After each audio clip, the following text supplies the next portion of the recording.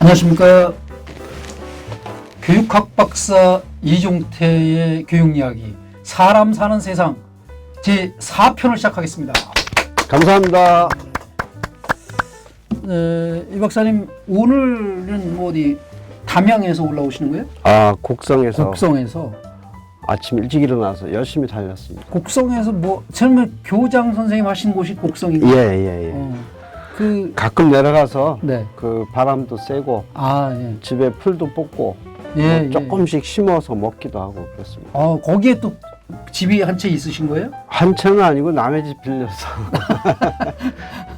그 남의 집 빌려서 쓰시는데 이제 어쨌든 뭐 텃밭을 가꾸시는 거예요? 예, 집에 뭐 약간의 정원도 있고 뭐 채소 같은 거는 해봐야 뭐 가끔 내려가시면은 잘 못 쓰실 테고. 그런 대로요. 뭐 지금 뭐 이제 과수나무는 좀 괜찮고. 과수나무도 있는데 네. 이번에 내려가서 보리수를 열심히 따가지고 지금 보리수철이죠? 예, 아주 잘 익었습니다. 네. 오이도 심고 호박도 심고 고추도 심고 옥수수도 심고 뭐 온갖 것 다 심었죠. 이제 콩도 심어야 되고. 그래. 콩은 좀 늦게 심는 건가 보네요. 콩은 되게 6월 달에 심습니다. 예. 그럼 고라니 와서 안 뜯어 먹어요? 아니 집안에 심으니까. 근데 이제 밭이 하나 있는데 네. 고라니 때문에 심어야 되나 말아야 되나 고민 중입니다. 심으려면 울타리를 다 해야 돼요. 네. 그 고라니가 뭐 또 멸종 위기에 있다고 그러더라고요.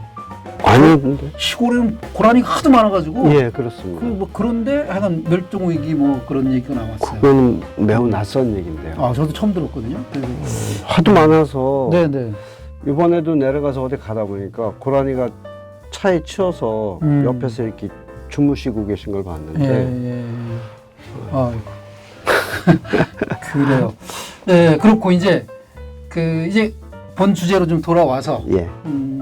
교육 이야기 중에 지난번에는 이제 우리나라 청소년들이 교육이 행복하게 만드는 교육이 아니어서 예. 자살을 많이 하게 하는 정도로까지 이제 불행하다. 예. 이런 얘기를 나눴고, 오늘은 이제 그러면 왜 그런 식으로 교육이 흘러갔을까? 그 원인이 뭘까? 예. 뭐 교육이 도대체 어땠길래 그렇게 갔나?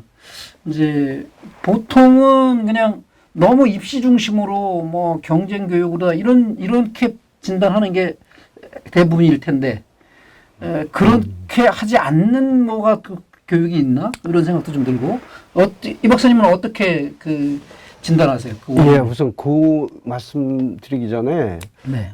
제가 이번에 이제 좀 이렇게 신문 자료를 보다 보니까 네. 자살 통계가 나왔는데요. 예. 2019년에 한국 청소년의 자살자 수가 깜짝 놀랐어요. 지난번에 제가 말씀드릴 때 이제 거의 매일 1명 정도씩 자살한다 했는데 그때 300~400명으로 생각했는데요. 예. 다시 이게 많이 늘었어요. 19년에 무려 867명이 죽었더라고요. 거의 3명 가까이 되는 거네요. 그렇죠. 2명이 넘는 넘는 거죠. 그래서 가뜩이나 지금 태어난 아이들도 적은데 어떻게 이렇게 세상이 거꾸로 가나 하는 생각이 들어가지고 참 마음이 안 좋았습니다. 예. 그래서 오늘은 왜 자꾸 우리나라 교육이 그렇게 갈 수밖에 없는가는 아주 가장 근원적인 문제점을 짚어보려고 하는데 그걸 한마디로 말해서 그 원인을 잘못된 교육관 때문이다. 교육을 바라보는 우리 사회 또는 뭐 학교든 부모든 시각이 잘못됐기 때문이다. 개인들의 잘못도 있지만 사회 전체, 국가 차원의 그렇습니다. 교육자들의 아니면 국가 교육 시스템에 결국 문제. 시스템도 문제고 다 문제인데 가장 근원적으로는 교육을 바라보는 기본 시각이 잘못됐다. 기본 시각, 교육을 바라보는 기본 시각. 그 기본 시각의 문제가 뭐냐? 한마디로 말해서 인재를 기르는 교육. 인재를 기르는 교육. 인재를 길러내야 되잖아요. 보통 이제 그렇게 많이 얘기하잖아요. 교육은 인재를 기르는, 그러니까 국가 업무 중에 교육이라는 업무는 국가에 필요한 인재를 기르는 뭐 업무다, 사업이다, 영역이다 이렇게 얘기하는데 네네. 인재를 기른다는 생각이 기본적으로 사람을 예. 인재란 말이 뭡니까? 사람 인자에다가 재료 제자예요. 아, 그 천재할 때 그런 뭐 그런 제자가 아니고 예, 예. 그냥 사람을 재료로 보는 그렇죠. 옛날에 교육부를 인적 자원 교육 그렇죠. 뭐- 그게 이제 가장 전형적인 인적 자원이라는 말은 인재라고 하는 것을 이제 아주 더 구체적으로 표현해요. 자원으로다 그냥. 예. 그 사람이 그건 우리가 어렸을 때부터 늘 교과서에서 들어온 얘기인데 네. 한국은 자원이 천연 자원이 부족한 나라다. 부족해서 다만 네. 사람의 자원은 풍부하다. 네, 예, 뭐 그야말로 이 저렴한 노동력이 풍부하다 이런 얘기를 저의 학교 다닐 때 이제 교과서에서부터 배운 것 예, 같은데 예, 예. 그때 저임금 구조 속에서 한국의 노동자들을 마음껏 부려가지고 이제 수출주도형 경제를 했던 거잖아요. 네, 네. 근데 그게 한국 경제의 강점이라고 배워왔는데 그렇죠. 경제적 관점에서는 강점인지 모르지만은 네. 그때 얼마나 많은 노동자들이 저임금 속에서 허덕이면서 노동 착취를 당하고 예, 예. 끊임없이 산재에 시달리면서 아직까지도 그 산재로 죽는 인원이 세계에서 네. 상위권을 달리는 나라가 돼버렸잖아요. 예. 경제적으로는 우리가 거의 선진국에 진입했다고 하면서 여전히 이 노동 현실은 뭐 이번 최근에 뭐 평택에서 나오는 이선호군이라든지 예. 용균이라든지 하는 네. 정말 그런 아이들 보면 그런 청소년인 그 노동자들을 보면 가슴이 아프지 않습니까? 네, 네. 근데 그 뿌리가 예. 바로 값싼 노동력이 한국 경제의 장점이다라고 하는 그런 경제관. 네. 더 근본적으로는 교육에서 교육이라는 인재를 사람 제목을 기르는 사업이다. 네. 이런 관점에서 비롯됐다는 거죠. 사람도 그냥 사람이 아니라 지금 이 박사님 말씀 들어보니까 값싼 사람. 그렇죠. 그러니까 시급 10,000원? 무슨 소리야? 10,000원짜리가 안 돼. 우리나라 국민들은. 뭐 유럽 국민들이야 15,000원짜리도 되지. 근데 한국 사람들은 2,000원, 뭐 7,000원 이렇게 깎아야 돼. 슬픈 얘기입니다. 예, 예. 지금 뭐 한국의 그 무슨 GDP 총액으로 따져도 좀 10위권에 들어갔잖아요. 네, 네, 네. 그다음에 국민소득으로 볼 때 5천만 명 이상의 그 3만 3만 불 이렇게 이 클럽에 들어간 나라가 지금 뭐 몇 나라 안 된다고 예, 이제 예, 하면서도 네. 지금 뭐 우리나라 노동자들이 처한 현실은 네. 또 그 평균으로 보면은 저는 가끔 계산해보면요. 국민소득이 1인당 뭐 3만 불이 넘었다. 그러면 4인 가족으로 말하면은 12만 불이잖아요. 네, 네. 그러면은 한 가족의 평균 소득이 4인 가족으로 만들면 네. 뭐면 12만 불이 얼마예요? 뭐 한 기본적으로 1억 3천 3, 4천 되잖아요. 예, 예, 예. 아무리 계산해서도 우리 주변 사람들은 그런 네, 사람들이 네. 없어요. 예. 근데 그 많은 소득을 일부 1% 또는 10% 미만의 네, 네. 그 고소득층이 차지하는 건 네. 평균은 높아도 네. 사실은 일반 국민들 개개인이 느끼는 체감 소득은 전혀 못 미치는데 예, 예. 이런 이제 엉뚱한 얘기로 많이 그렇죠. 나왔습니다. 엉뚱하지 않지만 그러니까 그 경제가 이렇게 불평등하기도 하고 네. 사람의 가치를 계속 그 떨어뜨려 놓고 예. 이제 이렇게 한 것이 사람을 재료로 봤다. 결국 이런 교육은 네. 뭐 어떤 특징을 가지냐면 네. 한 사람 한 사람의 장점을 보고 그 사람이 앞으로 어떤 일을 할 수 있도록 하냐는 꿈을 키워주기보다는 네. 그 사람이 우리 사회의 거대한 톱니바퀴 속에서 어떤 자리에 맞추어서 쓰임새 있게 기르느냐 하는 거잖아요. 예, 예. 근데 교육을 보는데 사람을 보는 게 아니라 시스템을 보고 사람을 보는 게 아니라 경제를 보는 거예요. 네. 그러면 산업 역군이라는 말을 우리가 무수히 들여왔는데 네, 네. 결국 사람은 그 우리나라 경제를 돌리는 공장이든 기계든 또는 뭐 이 공무원이든 간에 네. 거기에 맞춰서 상부로부터의 지시, 설계 도면에 따라서 네, 말 잘 듣고 거기에 잘 맞춰서 일할 수 있는 사람을 기르는 거잖아요. 예, 예. 그러다 보니까 우리는 그런 교육에서는 이 아이가, 이 학습자가 어떤 일을 잘하고 무엇을 하고 싶으냐 하는 것은 관심이 없고 네, 예, 예. 기존 시스템이 이런 걸 원하는데 넌 거기에 맞출 수 있느냐 네, 이런 네. 요구만 하는 거죠. 사회가 원하는 인재가 되라. 그렇죠. 예.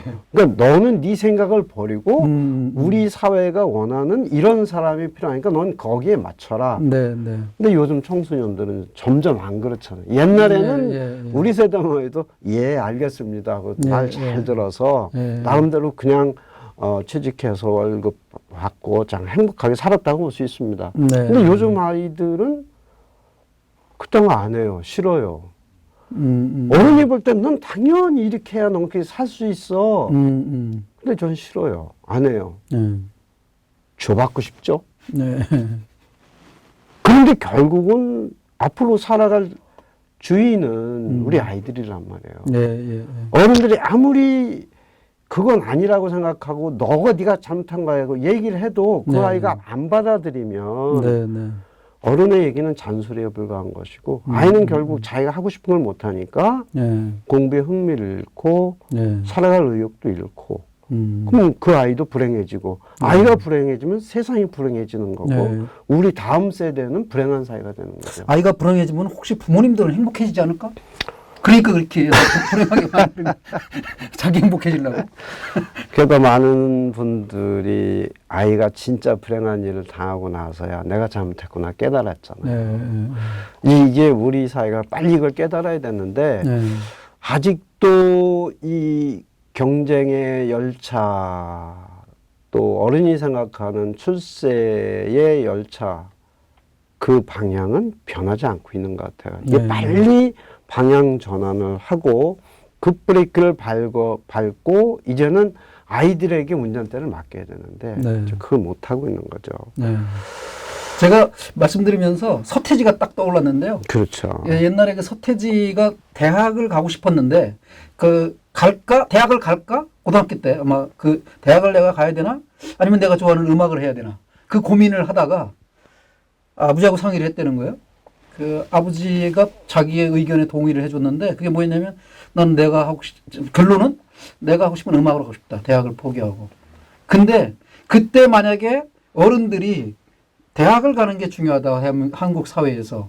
그렇게 해서 막 강요했고 그걸 자기가 따랐다면 지금쯤 내가 뭐 하고 있을까 생각해 보니까 생각만 해도 끔찍하다 이러더라고요.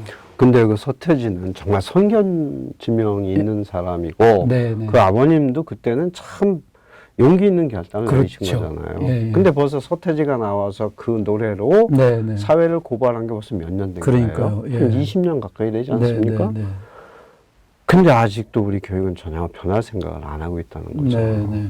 그게 참 안타까운데 네. 결국은 이제 우리나라 교육에 대해서 애국학자들이 많이 얘기를 하는 것 중에 하나가 네. 아직도 한국 학생들은 질문을 할 줄 모른다. 기자들도 그렇잖아요. 그렇죠. 그 교육의 결과가 딱 열어놓고 질문하세요. 아무도 질문 안 하는 이 네. 현실. 질문을 안 한다는 얘기는 내 생각이 없다는 얘기잖아요. 내 눈으로 세상을 보고 내 생각을 가지고 있으면 저건 내 생각하고 다른데 왜 그럽니까? 하는 왜라는 질문이 있게 마련인데 내 생각이 없으니까 그렇다는구나. 그렇구나 하고 그냥 무조건 받아들이는 거잖아요. 그 질문이 없다는 얘기는 우리나라 학생들이 끊임없이 뭐를 중심으로 공부하느냐. 교과서를 중심으로 공부하는 거고요. 네. 교과서에 이렇게 돼 있으면 그냥 그걸 받아들이면 되는 거예요. 네. 그 어떤 분이 그 서울대에서 누가 A 플러스를 받는가라는 책지으로 낸 책이 있어요. 그런 책이 있어요? 예. 거기에 보면 한국에서 가장 공부 잘하고 똘똘한 아이들이 모였다는 서울대 학생들이 끊임없이 추구하는 건 뭐냐면 교수님이 어떤 말씀을 하셨나. 그래서 노트 필기 하는데요. 네. 교수님이 에헴하면 에헴까지 하고 속기 학원도 잘 되겠네. 그래서 정답을 쓰는데 내 생각이 아니라 그 교수 생각을 가장 잘 요약한 것으로 제출해요. 그런 학생들이 A 플러스를 받는다는 거예요. 그 참, 저도 서울대에서 한 2년 강의를 했어요. 네. 정답이 있는 것만 문제를 내야 표현, 그게 그렇죠. 예, 그래서 안전하니까. 외국 학자들이 한국 학생들을 바라볼 때 가장 큰 특징을 뭐라고 보냐면 한국 학생들은 끊임없이 정답만 추구하는 학생들이다. 네. 세상에는 정답은 없는데 그게 그렇죠. 너무 많은데. 그래서 결국 외국의 유수한 기업들이 서울대 나오고 하버드 나온 학생들을 안 뽑는다는 거예요. 네. 왜? 이 학생은 정답만 찾으니까 네. 현실은 정답이 없는 세상인데 네. 그 이 학생들 뽑아야 별 회사에 도움이 안 된다는 거잖아요. 창의적인 아이디어가 안 나오는 거예요. 그렇죠. 얘네들 머릿속에서. 그게 모두가 다 세상을 공부하는 이 사람이 주인으로서 공부하는 게 아니라 객으로서 예. 최선을 다해 이 사람이 일꾼이 되는 거죠. 예. 상부의 지시 아니면 어떤 전제가 있으면 거기에 맞춰서 갈 줄은 아는데 전제를 거꾸로 뒤집어 놓고 내가 그거를 엎어보겠다 하는 이런 생각을 못 하는 거죠. 네. 사실은 창의적이거나 주체적인 사람은 조금 피곤해요. 시키는 대로 안 하고 자꾸 엉뚱한 얘기하고. 근데 그동안에 수십 년 동안 군부 독재 또는 뭐 이렇게 주어진 사회에 충실하도록 요구해왔던 우리 사회 시스템이 그런 사람을 길렀던 거잖아요. 근데 이게 지식기반 사회 이후에 특히 지금과 같은 4차 산업혁명 시대 같으면은 이제 달라져야 되는데 기존의 교육 시스템이 거기에 맞게 경쟁 체제가 되고 거기서 모든 공부에서 정답을 얼마나 잘 맞췄느냐에 따라서 1, 2, 3등 순위를 매기는 교육이 되다 보니까 우리 교육은 그야말로 주인을 기르는 게 아니고 객을 기르고 일꾼을 기르는 교육이 되다 보니까 점점 좁쌀 영감만 만드는 거죠. 이게 말씀 들으면서 생각나는 게 제가 어렸을 때는 이게 오래 걸릴 것 같은 느낌이 드는 거예요. 그러니까 어렸을 때는 조선 놈들은 맞아야 돼라는 말을 많이 들었어요. 지금은 안 들릴 거 아니에요. 지금은 아마 애들이 조선 놈이라는 말도 안 쓰죠. 저는 어렸을 때 근데 분명히 대한민국 사람인데 그렇죠. 조선 놈은 맞아야 된다는 말이 어른들한테 계속 들었으니까 그거는 일제도 안 겪었고 일본에서는 계속 조선진 소리를 듣고 자랐으니까 이런 분들이 계속 자기 자식들한테 그 후세대한테 그렇게 얘기를 해온 거고 그 뒤로 우리 조금 뒷세대들은 이제 독재 시대를 그냥 저도 비슷하지만 뭐 이승만은 잘 기억도 안 나고 박정희 시대 이런 독재를 계속 그래서 뭐 민주주의라는 게 이해가 잘 안 되고 이상한 주인은 대통령 옛날 왕이었던 것처럼 대통령이 나라님이지 이런 생각 받고 자라서 그게 좀 신세대는 아마 이해가 잘 안 될 텐데 그런 세대들에게 교육을 계속 하면서 지금도 교육이 계속 한 세대, 두 세대 정도 더 가야 지금 이 박사님 얘기하시는 그런 근데 이제 교육관이 생기지 그렇게 않을까. 자연스러운 변화를 기다리려면 좀 너무 늦고 일단 한국 사회가 혹시 무너지지 않을까 하는 걱정이 되는데 지금 우리 아이들의 특성에 비춰보면 기성세대가 정말 대우고 학생에서 빨리 바뀌어야 되는데 뭐 우리가 이제 시간이 많이 갔으니까 이제 마무리를 하자면 우리 그 호모 사피엔스 호모 데우스로 유명한 유발 하라리 있잖아요. 이분이 이제 최근에 마지막으로 펴낸 책이 21세기를 위한 21가지 제안이라는 책이 있습니다. 여기에서 교육에 대해서도 한 장을 할애했는데 거기서 한 말이 참 저한테는 와닿습니다. 지금 좀 빅데이터 시대, 정보가 넘치는 시대, 여전히 학교는, 이건 서양 학교까지도 이제 염두에 두고 쓴 말인데, 여전히 정보와 지식을 주입하는 거는 의미가 없다. 이제 중요한 거는 그런 정보들을 가지고 학생들이 어떻게 큰 그림을 그릴 수 있도록 하느냐가 중요하다. 그건 제가 이 시간에 얘기했던 네. 주인을 기르는 교육하고 정확하게 맞아 떨어지는 것 같아요. 예. 정보 조각을 맞추어서 네. 이제까지 없었던 새로운 그림을 그릴 수 있는 사람을 만들어야 되는 거잖아요. 네. 그러려면 아이들에게 정말 자기 눈으로 세상을 바라보고 뭔가 좀 거시적인 세계 또는 먼 미래를 자기 나름으로 새롭게 그릴 수 있는 예. 그런 사람을 길러줘야 될 것 같고요. 그렇게 하려면 네. 기존에 어떻게 했으니까 너 그렇게가 아니라 네. 이제는 모든 전제를 떠나서 네가 그리는 그림들 한번 가봐 예. 하는 교육.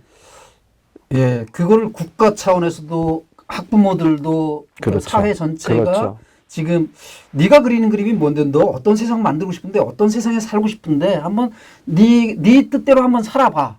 엄마 아빠는 사회는 국가는 그거를 뒷받침해 줄게. 그렇죠. 예. 아 그게 이거 시청하시는 학부모님들이 딱 받아들이기가 쉽지가 않죠. 쉽지 않겠죠. 그런데 네. 그렇게 빨리 우리 사회가 전환하지 않으면 네. 나는 한국 사회의 미래는 어둡다 네. 이렇게 보고 싶고요. 그래서 그것을 위한 이야기를 하나하나 차근차근 풀어 나갔으면 좋겠습니다. 네, 그래요. 하여간 인재라는 말을 저는 인적 자원은 문제가 있는 발언이라는 건 알았는데 인재라는 단어도 그게 제자가 아예 생각해 본 적이 없어요. 그 인재의 뜻을 그냥 너무나 당연시했죠. 네. 근데 이 박사님 말씀 들으면서 이제 인재도 결국 재료로 보았던 거구나 사람을 그런 깨닫는 시간이었습니다. 오늘 여기서 제 4편은 좀 마무리를 하고 다음번에는 이제 뭐 학부모들에게 좀 정리하는 말씀 꼭 좀 한번 들어보고 싶어요. 그 중고등학교 학생을 두는 학부모님들이 뭐 대학 진학에 아주 목을 걸잖아요. 그 자식들보다 더 고생하시고 막 그런 분들께 좀 어떤 뭐 말씀을 좀 해주시는 게 필요하지 않을까 싶어서 요청을 좀 주제로 요청해 봅니다. 지금까지 시청해주신 여러분들께 감사드리고요. 지금까지 교육학 박사 이종태 교육이야기 사람 사는 세상이었습니다. 시청해 주셔서 고맙습니다.